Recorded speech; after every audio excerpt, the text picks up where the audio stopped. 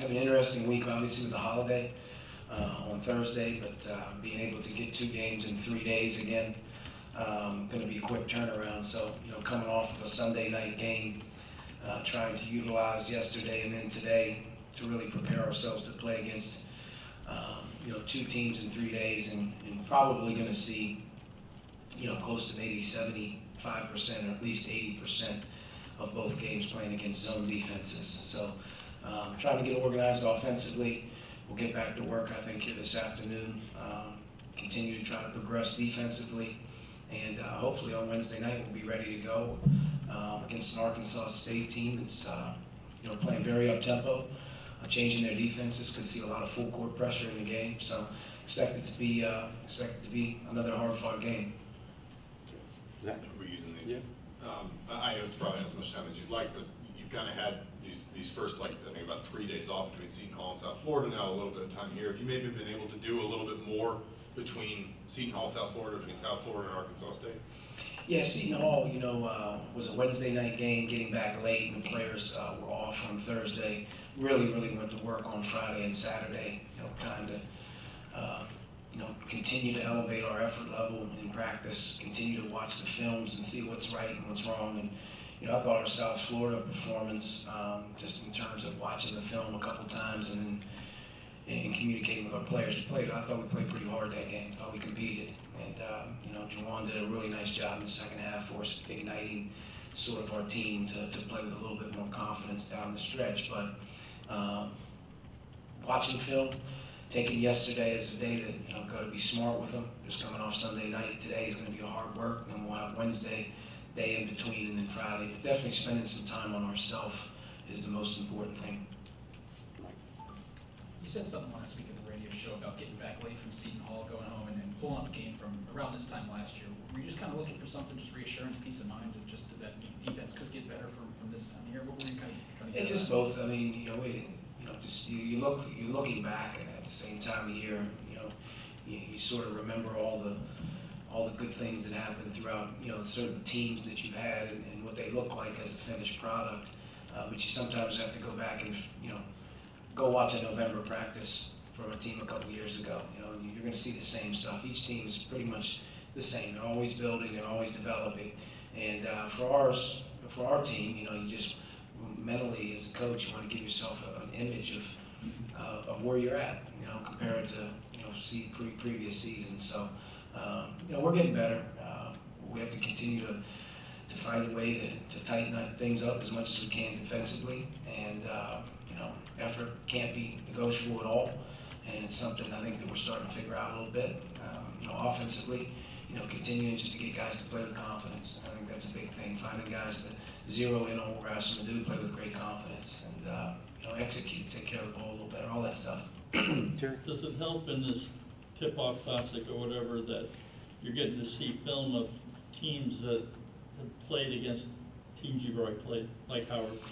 Yeah, Howard played against Arkansas State last night, so getting a chance to see them play against them, kind of knowing their personnel and the sizes of players when you're watching them on film. Watching Eastern Michigan play against Arkansas State, who will be our next 2 opponents.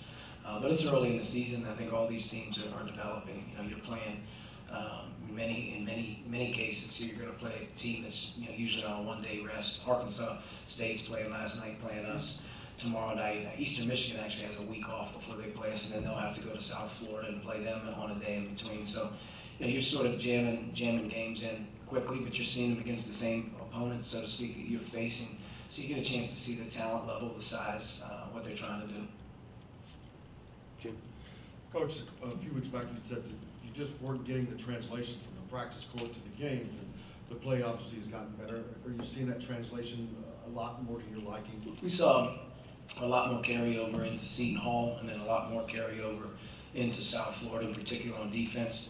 I still don't think we're getting great trust on offense, just in terms of guys really just understanding exactly how we want to play, and whether that's uncharacteristic turnovers, lack of execution, things like that. But all in all, I think we're starting to get there. We're starting to get a little bit more carryover. We're not getting as much carryover offensively, especially in the first half when you see the turnovers and some of the things happening that we're getting maybe on defense. But I think the last couple games defensively, we're certainly starting to get a clearer picture of what it looks like. Mike? Colin was in warm-ups the weekend. How much is he doing in practice, and could he play tomorrow? He's not doing anything live in practice right now. He's continuing to sort of individual work, starting to do some 5-on-0 where it's not contact in the half court. Just taking it, being patient with him. Groins or something that can be tricky and lingering to the point where it can derail a season. So we're just trying to keep him moving towards the big part of the senior season that he knows he's going to have to be ready for, which is getting into this late non-conference slate against the high major opponents, and obviously moving into conference play. But he's not doing any contact, so I assume as of right now, he's probably not going to play Arkansas State. I guess we'll take it day by day after Arkansas State, but with 1 day prep after a game, it can be tricky. So I think, potentially getting him a little bit more confident in his injury, and then our training staff and docs continuing to, obviously take a precaution, very cautious with him right now, and we'll hopefully get through this week and see where he's at. Kind of along the same lines with Josh, I think you said after the game Sunday's legs could use a break. Do you try to manage him this week with back 2 and 3 days? Well, yeah, I think yesterday was a lighter day for us, and I think coming into today he'll practice normally, but definitely want to keep in mind right now that he's an older guy that's had some knee issues in the past. I think we have to look at him and every once in a while take a step back and let his body recover a little bit more. He's not one to pull himself out of very much right now. He's very eager to be in practice and do more, and I expect him to be ready to roll here today, and then tomorrow I'll be ready to roll as well. I think he's feeling a little bit better coming off the weekend. Zach? Just sort of a procedural question, but how do you handle kind of the holiday with 2 games in such a tight window with these guys? Yeah, it's unique. This is the first time we've actually been on campus during the holiday. Usually we're in some type of exempt event where you're either playing on Thanksgiving or working around Thanksgiving on the road, or you're returning. So this is a normal week for us.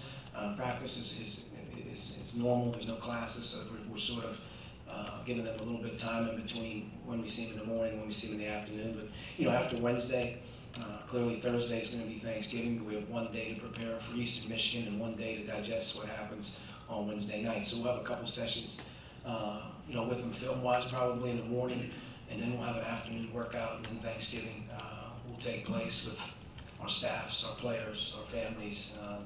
You try to enjoy it as much as you can, and then wake up on Friday and be ready to go for an afternoon game. So it's a quick turnaround. Pete? Archie, playing an up-tempo team, how much can that really help your preparation in terms of what you're going to be seeing in the future in terms of pace of play, defensive, that type of defense? Yeah, I mean, Arkansas State plays very, very fast. They have a really aggressive, undersized but very quick team. They're very mobile. They're using their defense right now to create tempo with pressure, full court pressure, changing defenses in the half court, and they want to run. So if we don't take care of the ball, that's going to be a problem. And then I think the second thing is obviously handling their push and getting all 5 guys to be committed to running back. It's always the first thing we talk about every game. But we're going to see amazing pace coming up from not only in conference but the back half of our non-conference slate, playing against terrific offensive teams, and being able to defend in transition and being able to stay out of transition defense is something that's huge. It's good offense, you have to take care of it, but you also have to have a committed team to getting back. And I think we deal with that almost every day. And hopefully our offense will get a little bit better too, where we're playing with a good pace. When we've had good stops and some opportunities in transition, we just haven't capitalized on them as much. But we'd like to be that team as well that plays with great tempo. Was it coincidence to play this 2 and 3 game stretch, or did you do that knowing that you were going to have to do that a lot in the Big Ten, or several times in the Big Ten? We knew we were going to have to do it several times in the Big Ten, which is going to be a grind, not just for us, but our whole league. Being able to prepare and do some of these things will be unique. So it gives us a little bit of a feel of what 2 games in 3 days feel like, and what actually the day in between is like for our players and on our staff getting ready on a short turnaround. So it's getting us used to it. 2 games in 3 days is a little bit awkward, you know, at times. It's not a great setup, but it's just how things had to work with the amount of games and dates that happen. And you know, being able to go Wednesday, Friday is something that, you know, probably doesn't look great on paper, but, you know, it'll pay dividends as we get into December and have to do it a few times or January. I think the Sun Belt and Mid-American are both the top half of the overall 32 leagues. Is that an ideal kind of non-conference level opponent in your mind? Well, you know, the Sun Belt Conference and also the Mid-American Conference has really good players in it, good coaches. You know, I think, you know, when you're dealing with non-conference opponents that you're playing, you're clearly doing 2 things. Strategically, a style of play that can help you prepare yourself to play against something down the line that you know is coming. And then obviously, you know, from a strength of schedule standpoint, you're playing opponents that you know are going to win a certain amount of games, hopefully based on previous seasons or their current team. And, you know, especially the Mid-American being in the Midwest, you know, being in Dayton and having to play Bowling Green, having to play Miami, having to play Eastern Michigan. Those guys, they got good teams and good coaches. Eastern Michigan plays, I'd say, the 2nd best zone I've ever seen, you know, because Syracuse is, you know, clearly one of the most unique defenses that you can go against. And Coach Murphy, who was at Syracuse with them, has instilled that same concept at Eastern, played against those guys 2 or 3 years ago, and it's just a bear to go against. It's a very, very unique zone. So, you know, being able to play against Eastern Michigan, that's going to be a tough game. And then, you know, playing the Sun Belt Conference, I was in the old Sun Belt with Western Kentucky, and I mean, those teams do, whether it's Middle Tennessee or whether it's in Arkansas, Little Rock, or whatever those schools are in right now. I mean, they're tough to deal with. With regards to Eastern Michigan, how do you go about defending James Thompson IV? Well, I think, you know, like everybody, you have to have, you know, a team approach. You know, I think anytime you're dealing with size, you know, there's an awareness level of help and how we have to work to keep it out of there.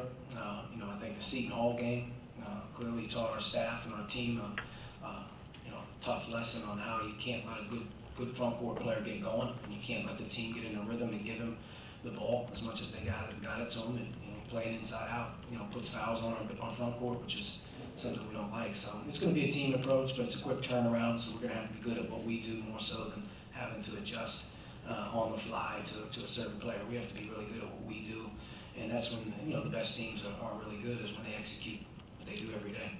All right, Coach, thank you. Thank you.